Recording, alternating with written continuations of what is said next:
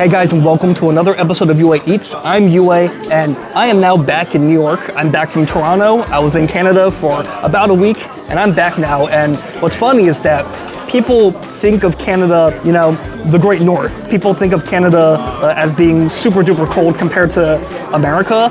You know, obviously it depends. I know like Chicago and Minnesota and places like that are really cold, but at least compared to New York, people think of, you know, the North, Winterfell. You know, people think of Canada as super cold, but I had relatively mild weather in Canada, and now back in New York, as luck would have it, now it's super cold here. When it's really cold, I am craving the one thing that really perks you up when it's cold: Korean food. Super cold in Korea, and you know, they really know how to make food that you're really craving when you're cold. Like, you know, some stews, food served in like hot stone bowls and things like that. I'm always craving Korean food when it's cold out, and I make it myself at home sometimes too during the winter time. You know, eating like a nice kimchi stew, a kimchi and tofu stew while watching the snowfall. But anyways, I wanna take you guys to one of my favorite Korean spots, Cho Dang Gol. You know, before I had this channel, many years ago, before the pandemic, I used to eat here quite a bit, this place, Cho Dang Gol. It's a great spot, and I know they say that like California is where it's at for like Korean food, but so I don't know how this compares to New York, but this is definitely one of the best Korean restaurants I've been to in New York, at least so far. So let me show you the menu real quick. And you know, this place is really known for their tofu. They make their own tofu in-house. You know, that's pretty rare for Asian restaurants in general, maybe even in Asia. But here, they pride themselves on making their own tofu, handmade in-house, and if you come here, you really gotta get their tofu. And I didn't realize that this place had been around since 1997, so that's really impressive. But let me just show you the menu real quick of this place. Look, they even have handmade tofu in their name. I don't know if you can see it from the reflection, but if you take a look at this menu, actually it's been quite a while since I've been here, and their menu has changed. They used to have a more simple menu. I think it was like plastic laminated, but it looks like they've quite renovated since then. I guess that's the province where they're based, or where the style of food is. But yeah, they have all sorts of great stuff. I mean, you see here their stone bowl and everything. But yeah, they got all sorts of great stuff here. They got you know, all sorts of cool looking apps, a fish pancake and things like that. I think they used to have a kimchi pancake, but I'm not seeing it on the menu, which is a shame, because if I remember correctly, I used to like it here. I got a shellfish allergy, so shrimp pancake, that's not gonna work out. But it's okay, guys. If you guys have tried it, let me know. I'm sure it's great. And yeah, but really, you really come here, guys, you really come here for, you know, all sorts of great stuff here, but you really come here for their tofu. I mean, they are a tofu house. So just skip all the way, you know, several pages to the middle and get a homemade tofu stew. Kimchi jjigae, sundubu jjigae, they got all sorts of great stuff. So seafood tofu stew, that tends to be standard, but I'm looking for their kimchi tofu stew, which I'm pretty sure this is either I think this is a kimchi jjigae. I remember they used to have kimchi jjigae here, so let's give it a whirl. But I did also want to show you that here they also have a lunch combo. So actually, let me go back and show you that. The food here, they have a lunch and a dinner price, conveniently listed there, just $1 off. You know, I think the prices here are relatively reasonable. But then they also have a specific lunch combo here. So, and this one here, you know, we get a mini main and a mini stew. So I guess you get like a, kind of like a, you know, like a savory non-stew option, and you get a stew option. I think Tina's gonna do this combo, but I'm just gonna go with, I think I'm just gonna go with the spicy kimchi stew, which I used to get, 16 bucks. So let's go with that, and then let's go with some apps maybe. Ooh, yeah, this, you know, Korean boneless fried chicken looks pretty good, so let's try that. And maybe let's try a fish pancake. Hopefully it doesn't have any shellfish or anything in it, so let's order. So we're gonna do the boneless Korean fried chicken. The fish pancakes, are those, they're only fish, no shellfish, right? If you're super allergic to it, I wouldn't recommend it because they're all done in the same pan, so. Okay. Yeah, I wouldn't recommend it. Okay, then just the fried chicken is probably good. All right, and then I'm gonna go with the, sorry, I'm trying to find where it was on the menu. So this spicy kimchi soup, that's a kimchi jjigae? Yeah, soup. It's not kimchi, it'll be a different thing, but yeah, they're classified as different, but it will be the similar aspect. Yeah. Like sundubu jjigae. Yeah. All right, yeah, I got it. All right, I'll do that then, the sundubu jjigae lunch. And that's obviously no seafood, right? Yeah. Okay, nice. Yeah, kimchi's okay. It's made from seafood broth. That's the thing, yeah. What, like anchovies?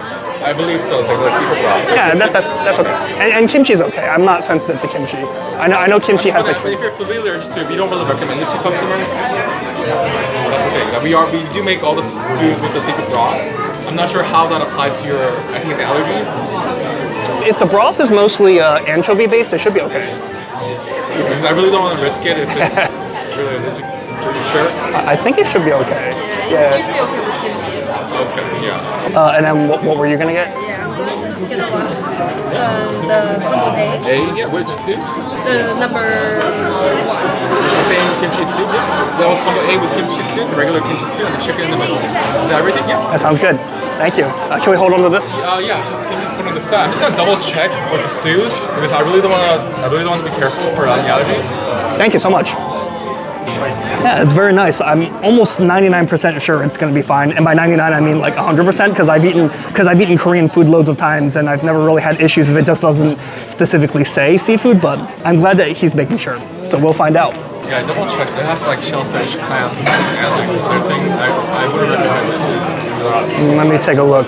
I'll do this instead. The hot stone bibimbap. That's no shrimp, right? That'll be fine. Yeah. All right. So our, I think these are called banchans. Our complimentary appetizers have arrived here. And this is a staple at Korean restaurants if you guys are not familiar with Korean food. Actually, this is the sauce for my bibimbap later. If you guys haven't had bibimbap, you'll see what that is later. It's kind of cool. But yeah, at most restaurants, you pay extra for like a little appetizers or even like little tapas. Can be even way more expensive than it probably costs to make. But here in Korean food, they're all complimentary. So anyways, Tina, feel free to dig in and we'll try some of these, why don't we? All right. Let's dive right in. Let's try a bite of this tofu, just a bite. The server, he's being so considerate. Like he's so worried about my allergy, no worries. He's so worried about my allergy. I mean, I've had this before and at least several years ago it wasn't a big deal, but now I'm getting all nervous. So let's just try a piece of this. Look at this. This is homemade tofu, not like that stuff you get from like a pre-made, not like the pre-made stuff you get from like a bag. Excellent. All right.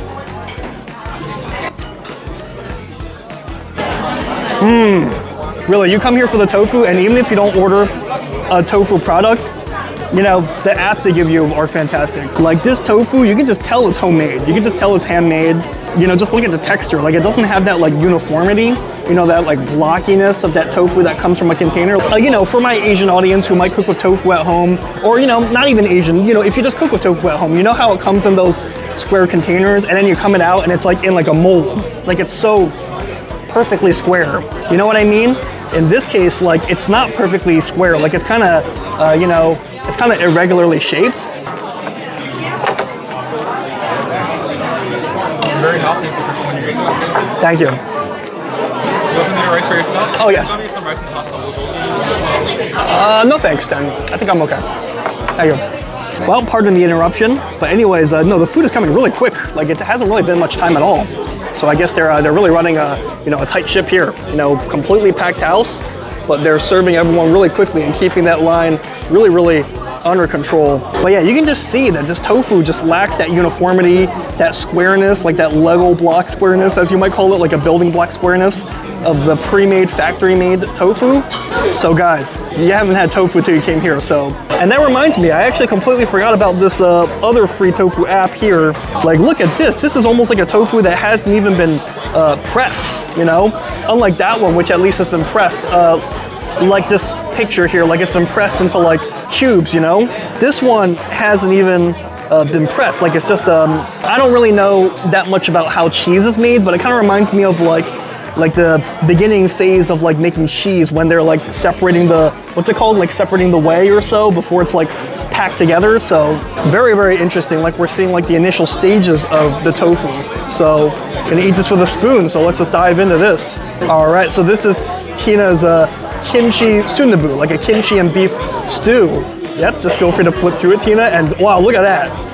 Like the tofu is like one whole piece almost. Like it's not like a bunch of small cubes. That is incredible. Tina, feel free to dig into that, but is it okay if I try a bite for the review? I'm sure one bite or two will be okay. Wow, guys, that's what I wanted, but I guess better safe than sorry. All right, let's try some of this other free tofu app.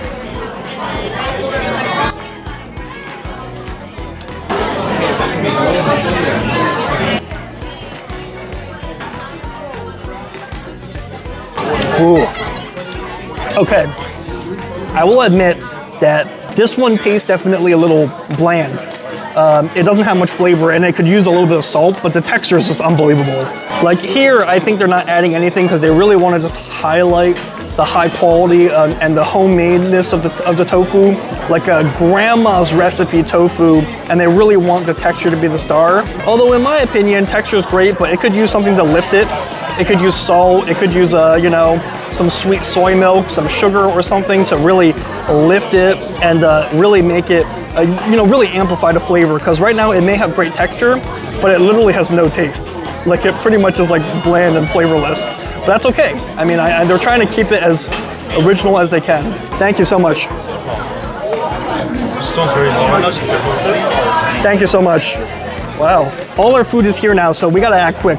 Maybe we'll come back to some of the banchans later. Tina already helped herself to quite a bit, but let's dig into the bibimbap. And let me quickly try the bulgogi before Tina dives into it. Just gonna scoop ourselves some of the rice.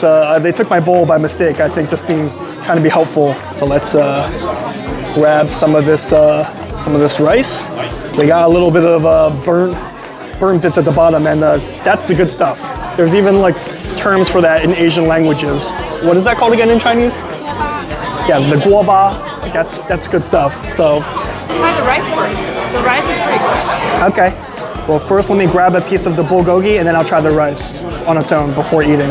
So let's try some of this bulgogi. One of the best uses for a bowl is to turn it into bulgogi. See what I did there? All right, no more Korean puns. But anyways, Tina really swears by this rice, so let's just try a bite of the rice without the bulgogi first. All right.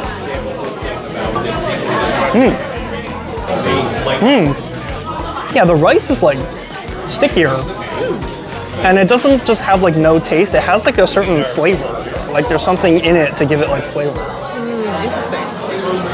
I'm taking our bite. Texture is pretty good, right? Yeah, it's like really sticky. It's almost a little too sticky for me, but it's not bad. I'm gonna try another piece. There's something in the rice that gives it like a more flavor, not just like a flavorless flavor. Whatever they're doing to this rice, it's sticky, but it's not gummy. Like, you know, people tend to wash rice before they cook it, but this rice is like not gummy and it's sticky at the same time. Like, I don't know how they did that. And it sort of has like an interesting flavor to it, that like a subtle flavor, almost like a slight sweetness that makes it taste kind of nice. Let's try the bulgogi. Okay, let's try some of the bulgogi.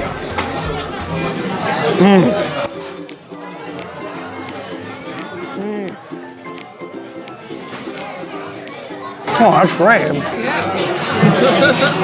If you're not familiar with bulgogi, it's marinated Korean beef. I think it tends to be made with ribeye, but I'm not completely sure about that. It's marinated Korean beef, like Asian flavors, tends to be sweet, and in this case, it's like the perfect balance of sweetness. Like it's not sharply sweet, it's not like that molasses sweet, like that high fructose corn syrup sweet. So they're not using like a cheap bulgogi marinated sauce. Yeah, go ahead, you can eat. They're not using like a cheap bulgogi marinated sauce from like a bottle. They're making their own marinade. They're marinating it for a while so that it really seeps into the beef. It's not just like surface level. So the beef just takes on the flavor of this Korean marinade sauce, and the beef itself, like, you know, it's a little bit fatty, it's well marbled. The beef itself is juicy. That marinade really lifts it too and makes it like sweet and juicy, and wow. Bulgogi, guys, one of my favorite things to eat.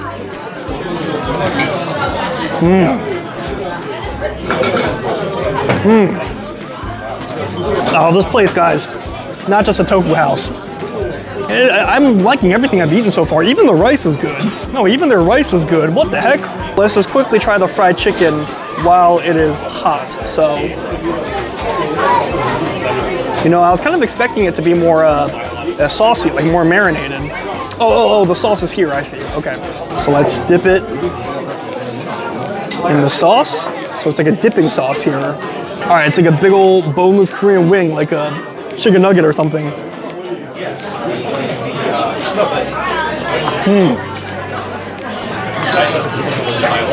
Okay, I'm liking everything I'm eating. Really, you know, I guess except for that like tofu appetizer, which could have used some salt or something. I'm liking everything else. I mean, just look at the inside of this chicken. Just look at this chicken. It's perfect on the inside. Too often fried chicken, you know, at any restaurant you go to is gonna be overcooked. And you know, it's gonna be like well done on the inside and it's gonna be dry and stringy. This chicken is like still moist on the inside, like it's the perfect, like they fried it for the perfect amount of time at the perfect temperature. So the outside is crispy, golden brown, and the inside is juicy. Wow, and they even have like, you know, their breading has good seasoning and it tastes great. Then you combine it, oops, sorry, it's spilling a little bit. But then you combine it with their sauce.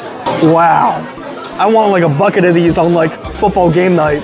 You know, move over buffalo wings. These are my new jam. And they're boneless, so I can just... I thought the sauce would be more spicy, but it's more like sweet and sour. Right? And I feel like sometimes wings, like American and Korean too, I feel like oftentimes they make the sauce either really sweet or really spicy, or if it's sweet and sour, it's like very sweet and sour, so it's like very conflicting. But I feel like this one is like, it's like the perfect level, right? I agree. It doesn't mean that it's not spicy. It still has a spicy flavor in it. Yeah. But it doesn't burn your mouth. It has like a slight kick. Yeah. Balance is everything in food and in life. But anyways, all right, guys. I think we can eat our bulgogi. Not bulgogi. Sorry. I think we can eat the bibimbap now, and hopefully it's been enough time where it's developed a nice crispy rice on the bottom. What was that word? Gaba? Guaba. Sorry, guaba. Let's apply our gochujang sauce now. Come on. All right, that might be good enough for now. And then you want to mix in the sauce, usually a gochujang sauce, and then start to stir it. Mix this up while trying not to disturb the crispy part on the bottom. Okay, that's probably good enough. And you know, I'm not the best bibimbap stirrer. Like when it comes to other foods that require stirring, like if you guys know the Chinese and Korean noodle dish that a lot of people think inspired spaghetti for Italians, like jjajangmian. Like I'm also not the best at stirring that, or like dandanmian and stuff like that. But I think we've got this as even as we could. And if you're not familiar, anyone who might not be familiar with bibimbap, it's the bibimbap. Okay, and by that I mean like it's just a bunch of stuff all mixed together, sometimes in a hot bowl like this and sometimes not, but it's just a lot of stuff mixed together, like beef or octopus even, or seafood and stuff, vegetables, rice. It really is one of the most balanced things you can eat all in one bowl. So let's try to get a bite here that has beef, it's got veggies, it's got sauce, it's got everything, so.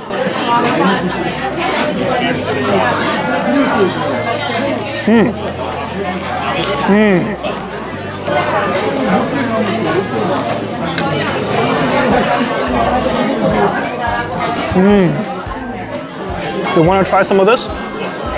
It's really good. It's definitely better than most bibimbaps I've had. Really? Get some beef for sure, yeah. And then, yeah. I may have set Tina's expectations too high. No, it's pretty good. Oh, it's pretty good? Okay. I sort of feel like other bibimbaps that I ate, sometimes parts of the vegetables are too crunchy. Yeah. But this one, like everything kind of have like a similar crunchy level. Yeah. So it tastes very consistent, but also it can taste different flavors.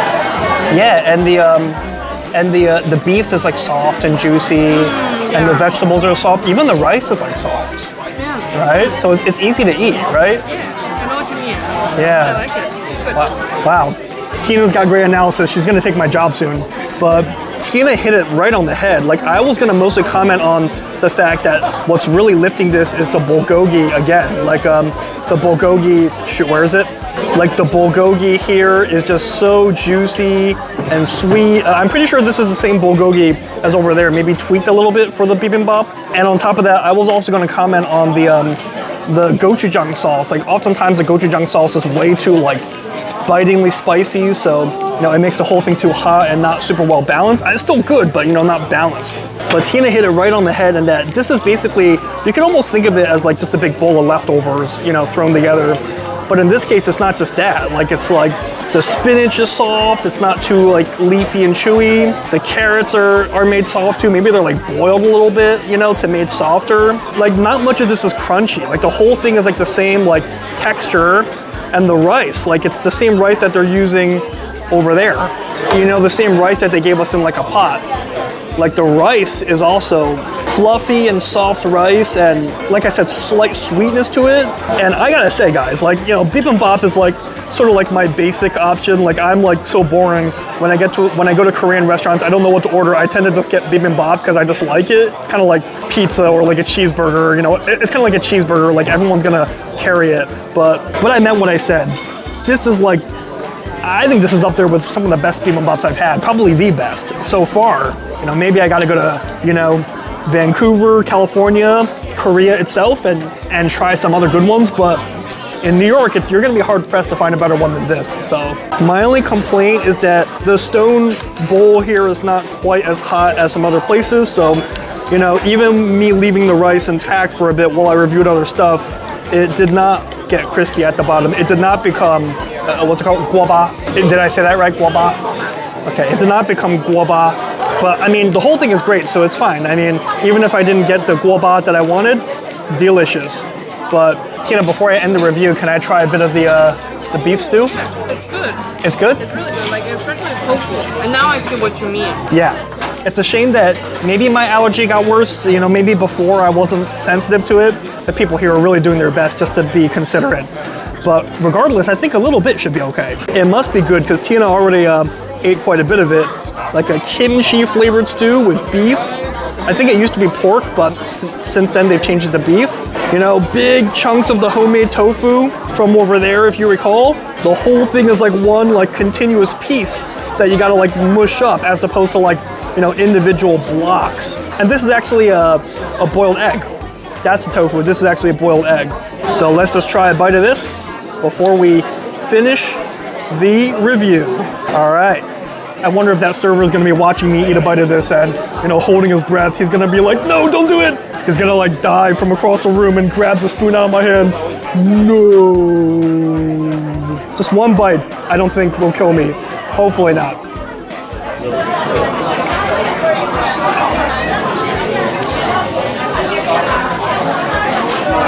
And just a tiny bit of the broth.